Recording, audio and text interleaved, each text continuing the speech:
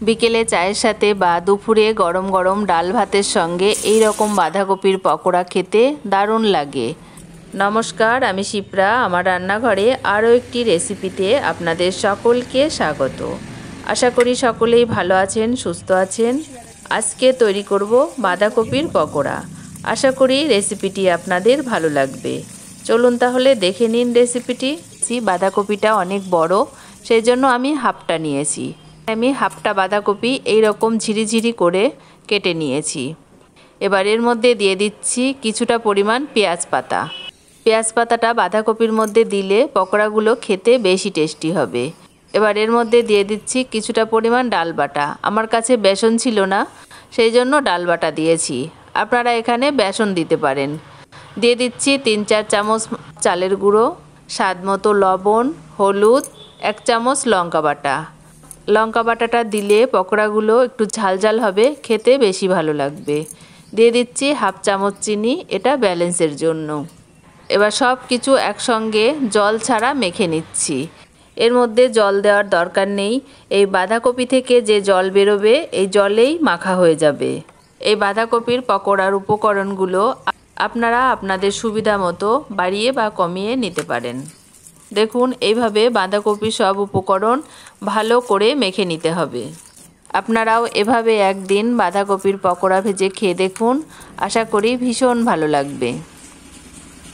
দেখুন, এইভাবে মেখে নিয়েছি। এবার এটা সরিয়ে রাখছি।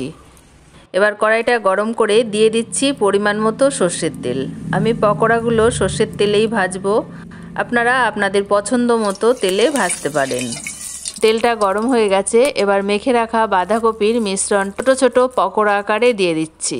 সবটুকু মিশ্রণ একসঙ্গে দেওয়া যাবে না, আমি অল্প অল্প করে কয়েকবারে পকোড়াগুলো ভেজে নেব। এ পর্যন্ত যারা আমার ভিডিওটি দেখছেন অথচ লাইক দিতে ভুলে গেছেন, তারা অবশ্যই একটা লাইক দিয়ে দেবেন। আপনাদের একটা লাইক, একটা কমেন্ট আমাকে পরবর্তী ভিডিও বানাতে উৎসাহিত করবে। প্রথম ব্যাচের পকোড়াগুলো দেওয়া হয়ে গেছে। এই রকম সহজ সহজ রেসিপি আমার চ্যানেলে আরও অনেক আপলোড করা আছে, আপনাদের ইচ্ছে হলে আপনারা দেখে নিতে পারেন। আর রেসিপিগুলো ভালো লাগলে লাইক দিয়ে সাথে থাকবেন। পকোড়াগুলোর এক পিঠ ভাজা হয়ে গেছে, এবার উল্টে দিচ্ছি।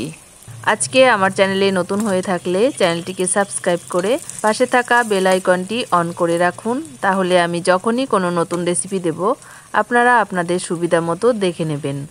আর লাইক কমেন্ট করে মতামত জানাবেন। আর যদি আমার ভিডিওটি ফেসবুক পেজ থেকে দেখে থাকেন তাহলে লাইক, শেয়ার, কমেন্ট এবং পেজটিকে ফলো করে নেওয়ার অনুরোধ রইল।